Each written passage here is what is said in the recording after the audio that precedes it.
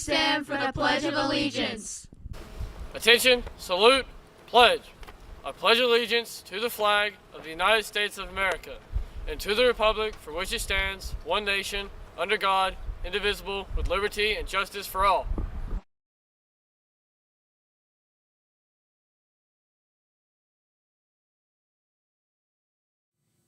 Good morning, Loudon Redskins, and welcome to the LHS News Magazine Morning Show for today, Wednesday, November 20th, 2024. Hope your day's gone well so far.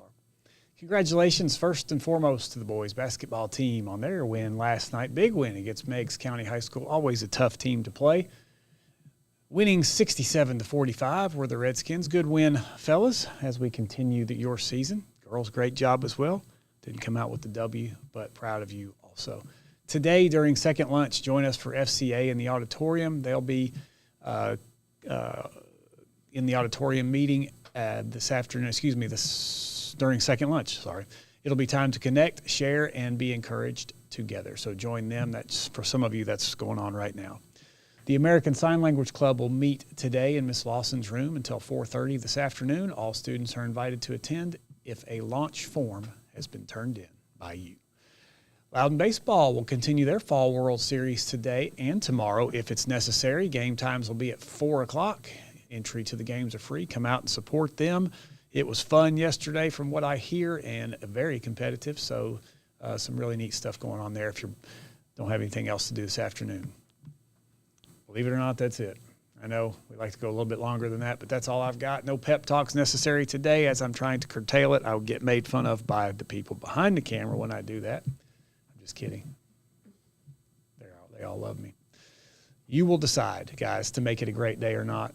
That's always your choice. I guarantee you we will, and we hope you'll join us.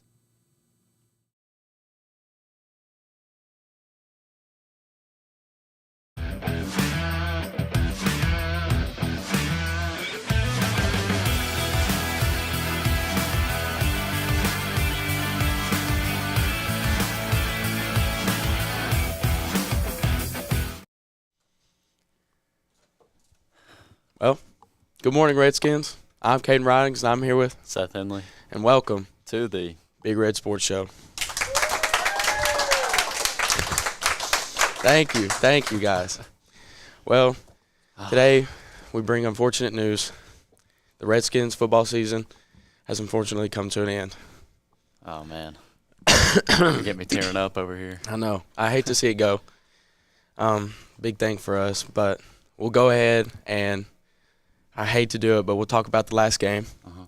Very unfortunate. I would say not a letdown for us because we had a good season, but, we were in a tough situation with, missing some guys. But either way, we still we didn't really execute how we wanted to, and we faced a really good White County team. And I think they showed how good they were, and I think we definitely showed a little fight in that game.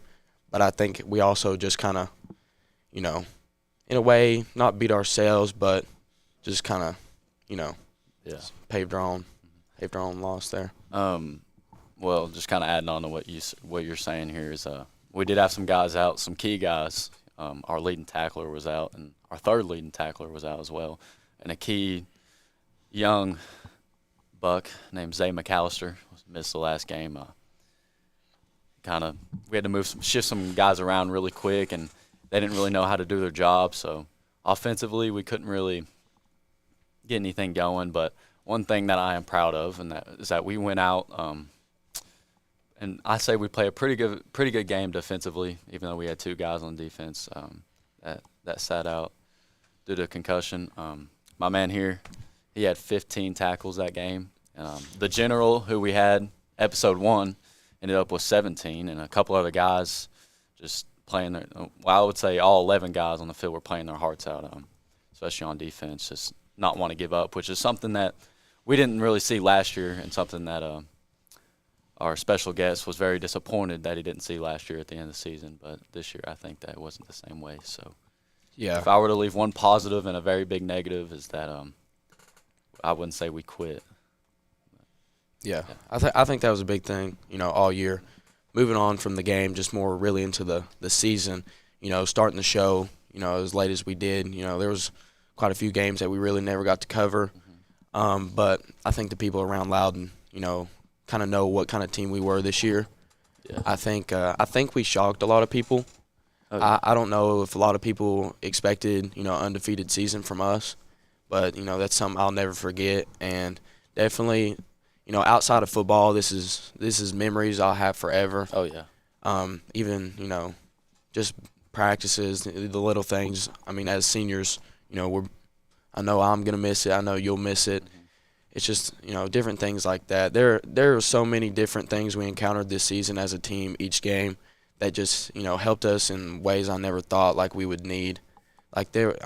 Just going from facing adversity and, early in the season, like when playing Lenore City, and, and we're facing that adversity all game, and then we still found a way to win. Right. And then I think that helped set us up for the rest of the year because we were just able to, we just channeled to a different level. I just felt like we were able to find a different gear, and I think that allowed us to, move on throughout the rest of the year and always have that grit defensively. I think that was a big thing for us all year was our defense. Oh, yeah. And I think in a lot of games, our defense and that energy in those big games that we won rolled over into offense, and I think that's a big key in a successful team. Yes.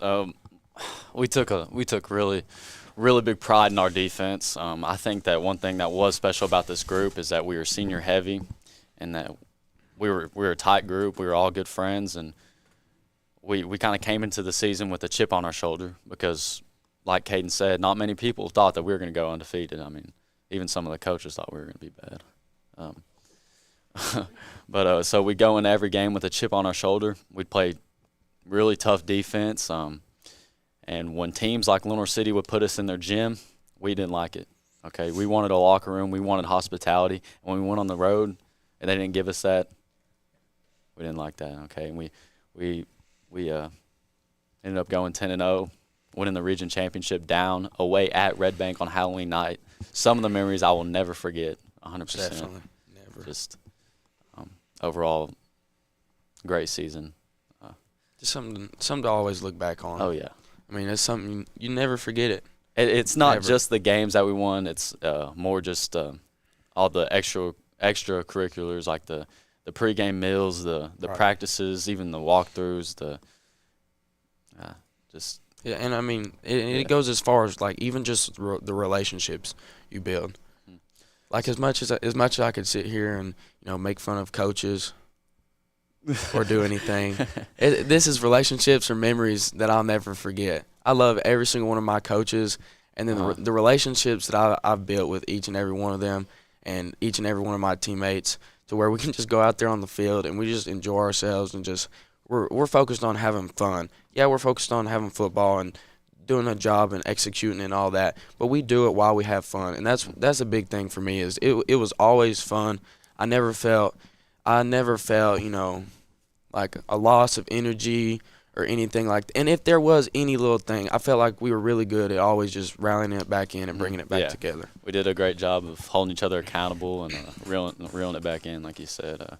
I think this group, we did it the right way, and that's why we kind of had the season we had. Is that we didn't have much depth this year, but in the super talented guys that we did have, we did it the right way. I agree.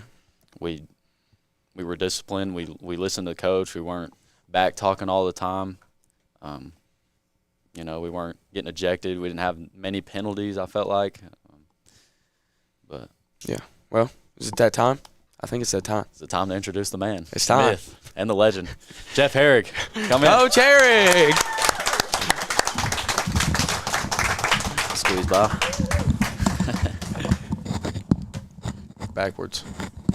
Yeah, there you go. I'm more of a right-hand guy when it comes to having this. Nonetheless, what a honor it is to be on this set. Man, you guys are doing a great job. We're glad to have you. Means a lot. Sure. That we got you to come out. We just want to start. We usually do the interview every week, but most of the times it's a player. But with season coming to an end, unfortunately, last week, we wanted to bring you on the show. Just kind of touch on the season, just kind of see your inputs and your ins and outs, and really what you think's the big deal. So, first question that we got is, as a coach, kind of stick with what I usually ask. As a coach, what's something that you see from the sideline that sometimes, I know you hear those parents sometimes yelling at you. You got to hear it. Parents never shut up, dude. What is one of those things that you see that parents can never really see? Like, you just – I think a lot of my generation, your generation for sure, the video game mentality to think, hey, why can't we just call this play? And when you play the video game, all you got to do is hit, that's the play I want, and those guys on the screen execute it. As you guys know, all that we put into practice, and man, some of them dudes up front, they got to be able to run that play. And so when you think of why don't we run this or why don't we run that, because it works in video games, it works on TV, those guys are professionals, the mentality that we can just call a play and it's going to work all of a sudden because it works everywhere else is probably the hardest thing to do. Defensively, you can call stunt and one guy breaks free and makes a play. But on offense, all 11 guys got to work in unison, and one breakdown by one guy can throw it all away. And so I think that's the biggest misconception people in the stands have. I understand. To elaborate on that, I think that I do hear a couple people in the stands calling, why are we calling the same play over and over again? I think that they don't understand that we're setting something else up. But for future references, if you're a fan watching this show, we are setting something up. Remember that. We're running the same play on purpose to maybe get a big shot down the field or break a run loose. So, yeah, we're tired of hearing that. And another thing that, we were, I know you guys, we were a defensive team. That was the strength of our team. But we got a lot of what I call flavor of the week defensively where, we saw them in a certain look on film for 2 or 3 games, and then all of a sudden when they play us, they're in something totally different. And so it takes a few possessions to get everybody back on the same page because some of those offensive linemen, and you guys both, you play offense and defense. It's very hard to get adjustments made when you guys are always out on the field and never on the sideline. So, sometimes offense is a lot more difficult than defense. Yeah. Did you expect that from our team? To do what? Did you expect for us to be a defensive team? No. I think, the biggest thing is all 11 guys were strong. We talked a lot about that leading up to the season. We didn't have one great superstar. We were a collective group that when we played together, we were really good. And so defensively, that's what it takes. I've said it before, you do your 1/11th. We had 11 guys willing to do their 1/11th to the best of their ability. And when you put all that together, you have 11 guys playing really, really hard. And we didn't have any weaknesses. There was no weaknesses where they could attack that guy on 3rd and long, anything like that. Everybody just fielded their position and played their job. And so when you don't have no weaknesses, you're going to be strong. And we rode it to 11 straight wins. Okay, Coach. Well, kind of change gears a little bit. This ought to be good. No. I see that I'm asking each special guest something that they do that in particular before each game. And as long as I've been here, I've seen you do this very strange gesture, I guess you could call it, that you're walking around the locker room with a toothbrush in your mouth, brushing your teeth.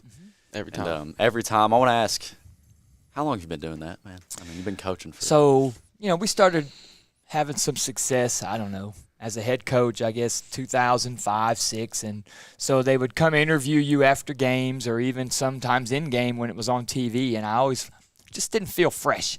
So brushing my teeth gave me a fresh feeling. I could talk to people. I didn't have my cotton dry mouth.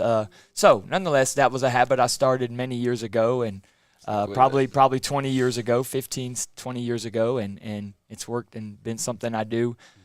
Even on away games, I got to pack my toothbruch. So gosh. Even the coaches have superstitions, guys. Yes. How long you been coaching?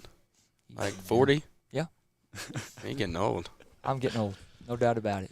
Okay, another one. Okay. How about, let's see.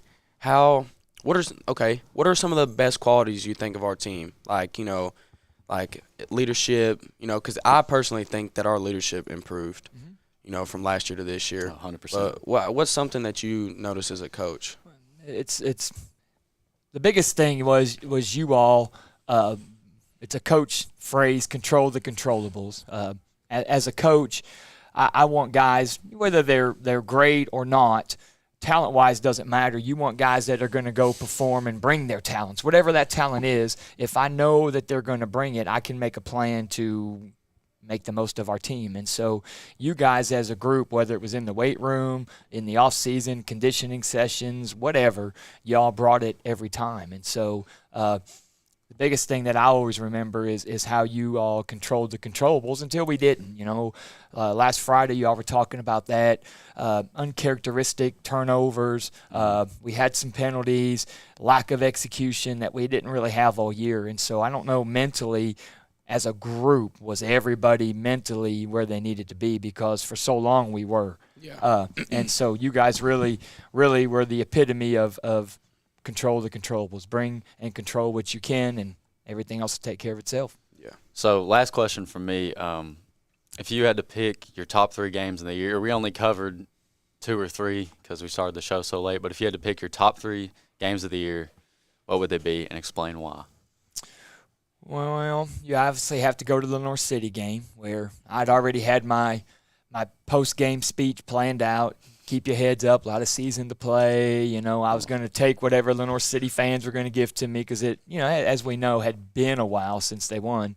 That day is going to come at some point. So Lenore City was one that I'll remember. Obviously, going down there and overcoming, being down 13-12 to beat Red Bank and finish the season undefeated. And then the Stone game. I was going to say. I got to reading and really thinking about it. I think it was the biggest comeback in school history. I don't know of a time that we were down more than 14-0, with the threat of going down 21-0 right there staring us in the face. And we made a play, got a turnover, and outscored them 33-7. And so those 3 games will be ones that stick with me when I'm an old man sitting around telling everybody how good I was as a head coach someday. Well, last question from me as well. Okay. I always ask this one. And as a coach, it might be a little different from players and what we normally see. Pre-game meal. I know you're in there with us and, get a little something to eat. What's your favorite? My favorite pregame meal. Well, I like to keep things simple. I think whether it be grilled chicken and a baked potato and a salad, that's my favorite. But I have simple taste buds, and I'm a routine kind of guy. All that stuff that sometimes we eat sits a little too heavy on my stomach. So I'm a keep it simple kind of guy. All right. Well, all right. That's what we love to hear. Touch on a little something else. Basketball season coming up. That's right. Shift gears. We hate to see football go, but basketball season's coming up. Now, y'all going to cover? Is this show Of here to course. stay? Oh, yeah, the show will go We're on. here to stay. 100%. Even next semester? Oh, yeah. Oh, Yes. my goodness. We're here to you guys really are the talent. When they said talent ready, this is 2 talented guys right here. We're here to stay. Wow. Oh, Viewership, the numbers must be there to keep the show going. That's awesome. You going to be at the basketball games? I am going to be at the basketball games. Unfortunately for us, we don't have home games till after Christmas, or maybe for the Christmas tournament. But as athletic director, it is my responsibility to be at home games for sure. But I plan on starting my away game routine. What is today? When is tomorrow? Tomorrow will be Thursday, so I'll be at McMinn County and start getting in that routine of going to watch the basketball games. I know you'll be there for sure for all of them. Of course. Boss says you have to be. What about you, Seth? Are you going to go to all the games? I'll definitely be at the home games. Redskin Nation. Support Yeah. support the Redskins. Good gosh. Through and through. But instead of talking about me being at the games, why don't we talk about our boys showing up? They are 2-0 on the season so far. Over a big win over Meigs County last night.